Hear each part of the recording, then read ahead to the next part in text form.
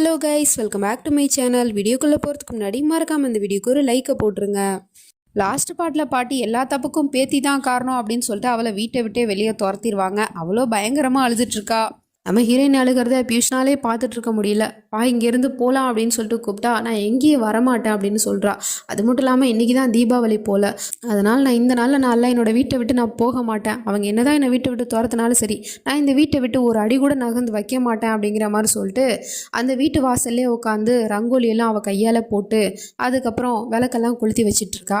அப்போ கரெக்டாக அந்த பையன் வந்து சொல்லிக்கிட்டு இருக்கான், நீ தீபாவளி அன்னைக்கு வெளிச்சத்தை கொண்டு வர போறியா உன்னோட வாழ்க்கையில்? அது என்றைக்கும் நடக்காது. இனிமேல் அவனோட வாழ்க்கையே இருள் சூழ்ந்து தான் இருக்கும் அப்படின்னு சொல்லிட்டு அங்கே இருக்கிற விளக்கு அப்புறம் அங்கே இருக்கிற கோலம் எல்லாத்தையுமே களைச்சி போட்டு உடச்சி போட்டுறானுங்க.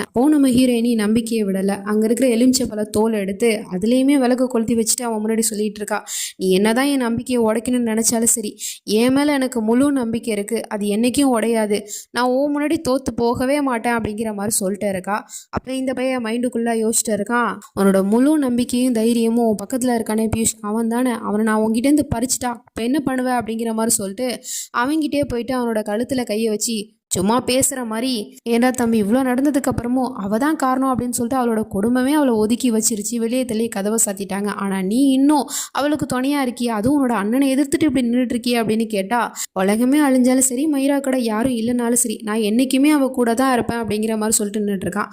அப்போ அந்த பையன் கழுத்தில் கையை வச்சிருந்தான் இல்லையா, டக்குன்னு அவனோட கழுத்தில் இருக்கிற நரம்பை பிடிச்சி நல்லா அழுத்தி விட்டுறான். அடுத்த நிமிஷமே அந்த பையன் அப்படியே மயங்கி விழுந்துடுறான்.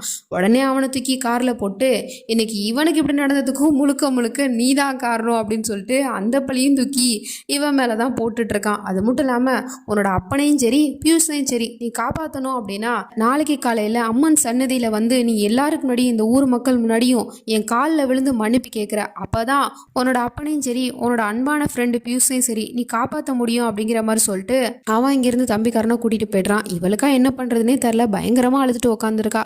அப்போ பாட்டி என்ன பண்ணுதுன்னா அங்கேருந்து பேத்தியை அழைச்சிட்டு வீட்டுக்கு வந்துடுது. உடனே அம்மா போயிட்டு கட்டி பிடிச்சி அழுகுறாங்க. அப்போ அந்தம்மா சொல்லுது, ரொம்ப சந்தோஷப்படாத, அவளுக்கு இப்போ இருக்கிற நிலைமை என்னங்கிறத காட்டுறதுக்காக தான் அழைச்சிட்டு வந்த, நல்லா பாரு மயிரா, உன்னோட அப்பா ஒரு பக்கம் இன்னொரு பக்கம் உன்னோட ஃப்ரெண்டு, இப்போ ரெண்டு பேரோட உயிருமே ஆபத்தில் தான் இருக்குது, முடிவெடுக்க வேண்டியது இனி நீ தான். அவன் காலில் விழுந்து மன்னிப்பு கேட்ட அப்படின்னா கண்டிப்பாக அவன் உன்னை மன்னிச்சு ஏற்றுக்கிறானோ இல்லையோ என்னோட பிள்ளையோட உயிரும் சரி பியூஷோட உயிரும் சரி காப்பாற்றப்படும் அப்படின்னு சொல்லிட்டு மருமகளை கூட்டிகிட்டு அங்கேருந்து போயிடுது. இவளுக்காக என்ன பண்ணுறதுனே தெரில, கதறி கதறி அழுதுட்ருக்கா. அது மட்டும் இல்லாமல் தன்னோட எல்லா சூழ்நிலையிலுமே பியூஸ் எந்த அளவுக்கு இவளுக்கு சப்போர்ட் பண்ணி இருந்திருக்கான் அப்படிங்கிற எல்லாத்தையுமே நினச்சி பார்த்துட்ருக்கா. அப்படி இருக்கும்போது நான் உனக்கு எதுவும் ஆக விட மாட்டேன் அப்படிங்கிற மாதிரி சொல்லிட்டு இருக்கா. பட் முடிவு என்ன எடுத்திருக்கா அப்படிங்கிறது தெரில. காலங்கத்தில் இந்த பையன் சொன்னாப்புல சாமி சிலைக்கு முன்னாடி வந்துக்கிட்டு ஆர்த்தியெல்லாம் காமிச்சிக்கிட்டு அவள் வருவா, நீ கண்டிப்பாக வருவா மயிரா அப்படின்னு சொல்லிட்டு அவளுக்காக வெயிட் பண்ணிக்கிட்டு இருக்கான். அதே மாதிரியே நம்ம ஹீரோயினுமே அந்த இடத்துக்கு வந்துட்டா, வந்து பக்கத்தில் நின்றுட்டுருக்கா. அப்போ அவன் எதுவுமே நடக்காத மாதிரி ஆர்த்தி காமிச்சிட்டு இருக்கான். ஸோ அப்போ இந்த பொண்ணோட முகத்தை அந்த ஊரில் இருக்கிற எல்லாருமே பார்த்துடுறாங்க. அது மட்டும் இல்லாமல் ஏற்கனவே நம்ம ஹீரோயினி மேலே ஒரு கெட்ட பேர் இருக்குது, அதாவது கொழுந்தனார் கூட தப்பான உறவில் இருந்துட்டு புருஷனை விட்டுட்டு போயிட்டா அப்படின்னு சொல்லிட்டு. ஸோ அது எல்லாத்தையும் மனசில் வச்சுக்கிட்டு மக்கள் எல்லாம் இவளை பார்த்துக்கிட்டு இவ வந்து சர்தார்ஜியோட மனைவி தானே, கட்டின புருஷனுக்கு துரோகம் செஞ்சுட்டு இப்போ எதுக்காக இங்கே வந்திருக்கா அப்படிங்கிற மாதிரி சொல்லிட்டு பார்த்துட்டு இருக்காங்க. இப்போ இந்த வயலோ கண்ணை காமிச்சிக்கிட்டு இருக்கான் மன்னிப்பு கேட்க சொல்லி. உடனே அவளும் என்னை மன்னிச்சிருங்க ஓம்கார்னு சொல்லிட்டு அவனோட காலில் விழுந்து மன்னிப்பு கேட்டுட்டு இருக்கா. அவனும் இதைத்தானே எதிர்பார்த்தா. நம்ம ஹீரோயினியும் வேற வழியே இல்லாமல் அவனோட காலில் விழுந்து மன்னிப்பு கேட்டுட்டு இருக்கா. அவனும் அவளை தூக்கி விட்டுட்டு உன்னை நான் மன்னிச்சிட்டேன் அப்படின்னு சொல்லிட்டு இருக்கான். அப்போ அங்கே இருக்கிறவங்கலாம் சொல்லிட்டு இருக்காங்க, நீங்கள் வேணா மன்னிக்கலாம், நாங்கள் இந்த பொண்ணை எப்பயுமே மன்னிக்க மாட்டோம், உங்களுக்கு இந்த பொண்ணு பெரிய துரோகத்தை பண்ணிட்டா அப்படிங்கிற மாதிரி சொல்லிட்டு கத்திட்டு இருக்காங்க.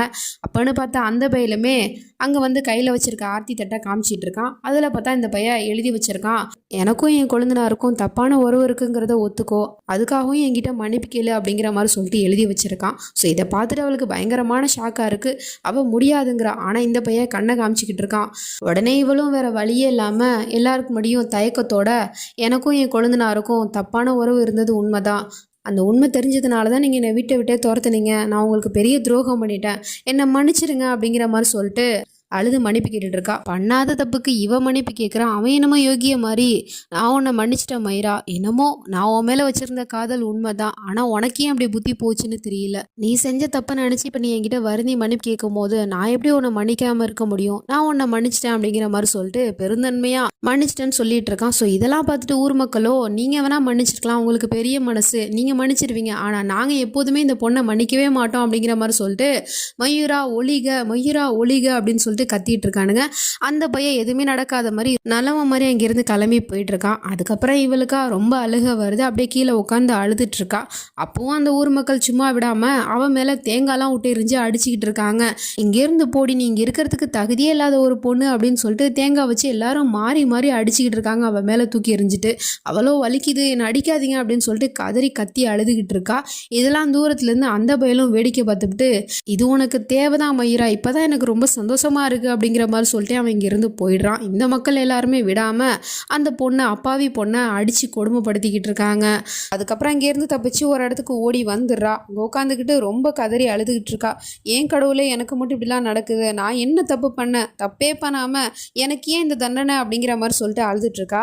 அப்போ பார்த்தா 4-5 பசங்க அங்கே அந்த பொண்ணை வந்து பயமுடுத்துற மாதிரி வந்து நின்றுட்டு இருக்கானுங்க. அங்கே இருக்கிற துணிக்கு பின்னாடி நின்றுக்கிட்டு இவ அதை பார்த்துட்டு பயந்து போய்ட்றா. யாருது யாருது அப்படின்னு சொல்லிட்டு கேட்டுக்கிட்டே இருக்கா. அப்படியே எங்கள் சீனை கட் பண்ணா இந்த பக்கம் தம்பிக்காரனை பிடிச்சி கட்டி வச்சிருக்கான். அவங்கிட்ட போயிட்டு பிரசாதத்தை கொடுத்து, இந்தாட தம்பி சாப்பிடு, நான் உனக்காகவே பூஜை பண்ணேன் அப்படின்னு சொன்னா அவன் முடியாதுங்கிறான். உடனே இவனு கேட்குறான், என்னை விட்டு பிரிஞ்சு போய் ஒரு 4-5 நாள் அவள் கூட இருந்திருப்பியா, அவளுக்காக உன் கூட பிறந்த உன்னோட ரத்த உறவான என்னையே நீ எதிர்க்கிறியா அப்படின்னு கேட்டா, ஏன்னா நீ நல்லவன் கிடையாது, நீ ஒரு ராட்சசன், அப்படி இருக்கும் போது உன்ன மாதிரி ஒரு கேடுகட்டவங்கிட்ட அந்த பொண்ணு மாட்டிக்கிட்டு கஷ்டப்படுறத நான் எப்படி பார்த்துட்டு இருக்க முடியும், நான் என்றைக்குமே அவளுக்கு துணையாக தான் இருப்பேன் அப்படிங்கிற மாதிரி சொல்லிட்டு இருக்கான். உடனே இதை கேட்ட உடனே அந்த பிள்ளைக்கு இன்னும் கோவம் வந்துடுது. கையில் வச்சிருக்க லட்டு எடுத்து மூடுறா வாயா அப்படின்னு சொல்லிட்டு அவனோட வாயில் வச்சு திணிச்சிக்கிட்டு இருக்கான். அவனோ காரி துப்பிக்கிட்டு இருக்கான்.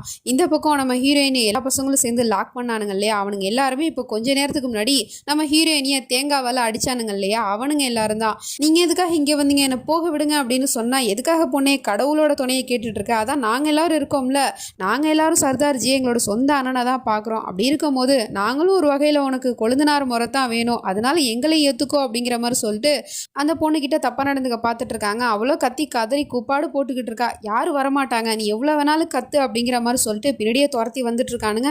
இவ்வளோ அவனுங்க கிட்டேருந்து எப்படி தப்பிக்கிறதுன்னு தெரியாம ஓடிக்கிட்டு இருக்கா. அப்போ ஒரு கட்டத்துக்கு மேலே அப்படியே கால் ஸ்லிப் ஆகி கீழே விழுந்துடுறா. இப்போ எப்படி தப்பிப்ப அப்படிங்கிற மாதிரி சொல்லிட்டு கேட்டுட்டு வந்துட்டு இருக்கானுங்க. அப்போ பார்த்தா பக்கத்துலேயே அங்கே ஒரு அருவாள் கிடக்குது. அதை எடுத்து கையில் வச்சு நின்றுட்டு இருக்கா. யாரும் கிட்ட வராதிங்க, அப்புறம் நான் இந்த அருவாளால் குத்திடுவேன் அப்படின்னு சொல்லிட்டு இருக்கா. நீ எங்களை கொல்ல போறியா, உன்னால் அது முடியுமா அப்படிங்கிற மாதிரி சொல்லிட்டு கேட்டுட்டு இருக்கானுங்க. என்னால் அது முடியாது தான், ஆனால் என்ன காப்பாற்றிக்கிறதுக்காக நானே என்னை குத்திப்பேன் அப்படின்னு சொல்லிட்டு அருவாளவை தான் பக்கம் திருப்பி அவளோட வயிற்றுல அப்படியே வேகமாக குத்திட்டு இருக்கா. பார்த்தா கரெக்டாக அந்த இடத்துல வந்து அந்த ஓம்கார் வந்து தடுத்துடுறான். அவனோட கையில் தான் கத்தி குத்து பட்டுருது. அவனோட கையில் குத்தி ரத்தம் வந்துக்கிட்டு இருக்கு. அவனும் அவங்க எல்லாரையும் முறைச்சி பார்த்துட்டு இருக்கான். அவங்க எல்லாரும் பயந்து போயிட்டு, சர்தார்ஜி எங்களை மன்னிச்சிடுங்க, உங்களுக்கும் இந்த பொண்ணுக்கும் எந்த ஒரு உறவும் இல்லைன்னு தான் நாங்கள் இது மாதிரி பண்ணிட்டோம், எங்களை மன்னிச்சிடுங்க அப்படிங்கிற மாதிரி சொன்னால், உடனே அந்த பயலோட கையை பிடிச்சி முறிச்சிக்கிட்டு, எனக்கும் அவளுக்கும் உறவு இல்லைன்னா நீ உறவு வச்சுக்கலான்னு பார்த்தியா அப்படின்னு சொல்லிட்டு அவனோட கையை பிடிச்சி நல்லா முறிச்சு உடச்சி விட்டுறான். அது மட்டும் இல்லாமல் அங்கே இருக்கிற எல்லாரையுமே பயங்கரமாக போட்டு அடிச்சு விட்டுட்டு இருக்கான். எப்படா என் பொண்டாட்டியை நீங்கள் தொடலாம், எப்படா தொட போச்சு அப்படிங்கிற மாதிரி சொல்லிட்டு இவளுக்கு ஒன்றுமே புரியல. நடக்கிற எல்லாத்தையும் நின்றுக்கிட்டு எதுவுமே புரியாத மாதிரி வேடிக்கை பார்த்துட்டு இருக்கா நம்மள மாதிரியே. அதுக்கப்புறம் எல்லாரையும் அடித்து துரத்தி விட்டுட்டு இந்த பையன் வந்து அவகிட்ட சொல்லிக்கிட்டு இருக்கான், இப்போ புரிஞ்சிச்சா மயிரா, நான் எதுக்காக உன்னை அந்த கூண்டுக்குள்ளே வச்சு குடும்பம் நடத்திட்டு இருந்தேன்னு. ஏன்னா எனக்கு தெரியும் இந்த உலகம் மொத்தமும் உன்னோட அழகை தான் பார்க்குது. அப்படி இருக்கும்போது உனக்கு இந்த கேவலமான பசங்களால ஆபத்து வரும்னு எனக்கு நல்லாவே தெரியும். அதனால தான் நான் உன்னை பாதுகாக்கிறதுக்காக அந்த கூண்டுக்குள்ளே வச்சு அடைச்சி வச்சேன். அப்புறம் நான் இப்போவும் உன்னோட புருஷன் தான். அப்படி இருக்கும்போது உன்னை பாதுகாக்கிறது என்னோட கடமை. அது மட்டும் இல்லாமல் உனக்கு ஏதாவது ஒரு கெட்டது நடக்கணும் அப்படின்னா அது முழுக்க முழுக்க என்னால் தான் நடக்கணும் அப்படிங்கிற மாதிரி சொல்லிட்டு பேசிட்டு போயிட்டு இருக்கான். அப்போவளோ சொல்லிக்கிட்டு இருக்கா, எனக்கு எல்லா கெடுதலையும் பண்ணிட்டு அது எல்லாமே என்னோட பாதுகாப்புக்காக தான் பண்ணேன்னு சொல்லிட்டு கொஞ்சம் கூட மனசாட்சி இல்லாமல் பேசிட்டு இருக்கீங்க. உங்களுக்கும் எனக்கும் தானே சண்டை, அப்போ பழி வாங்கணும்னா என்ன பழி வாங்க, என்னோட குடும்பத்தையும் சரி பியூஸையும் சரி விட்டுருங்க அப்படிங்கிற மாதிரி சொல்லிட்டு கேட்டுட்டு இருக்கா. அந்த பயலோ பியூஸை பற்றி பேசின உடனே அவன் பழசெல்லாம் நினச்சி பார்த்துட்டு இருக்கான். இதுக்கு முன்னாடி அவங்க 2 பேரையும் இவன் தப்பாக நினச்சான் இல்லையா, சந்தேகப்பட்டான் இல்லையா, அது எல்லாத்தையும் நினச்சி பார்த்துட்டு, எனக்கு தெரியும் நைரா, நீ இப்போவும் அந்த பியூஸை நினச்சி கவலைப்படுறல, அவன் என்னோட தம்பி, ஆனால் உனக்கும் அவனுக்கும் என்ன உறவு இருக்குங்கிறது எனக்கு நல்லாவே தெரியும். அதனால தான் நான் அவனை உங்ககிட்டேருந்து பிரித்தேன். இதுக்கப்புறம் அவன் உங்ககிட்ட வரவே மாட்டான், அவனை நீ மறந்துடு அப்படிங்கிற மாதிரி சொல்லிட்டு அவன் இங்கேருந்து கிளம்பி போயிடுறான். இவளுக்காக என்ன பண்ணுறதுனே தெரில. இப்போ இவளுக்காக யாருமே இல்லை. அதனால திரும்ப தன்னோட அம்மா வீட்டுக்கு தான் வரா. ஆனால் பாட்டி ஏற்கனவே சொல்லிடுச்சு வீட்டுக்குள்ளே வரக்கூடாது அப்படின்னு சொல்லிட்டு. அதனால வாசலே நின்றுட்டு இருக்கா. வீட்டுக்குள்ளே போகலாமா வேணாமா அப்படின்னு சொல்லிட்டு. ஸோ இதுக்கப்புறம் நடக்க போகுது அப்படிங்கிறத நம்ம நெக்ஸ்ட் பார்ட்டில் தான் பார்த்து தெரிஞ்சுக்கணும். அது வரைக்கும் பை ஃப்ரெண்ட்ஸ்.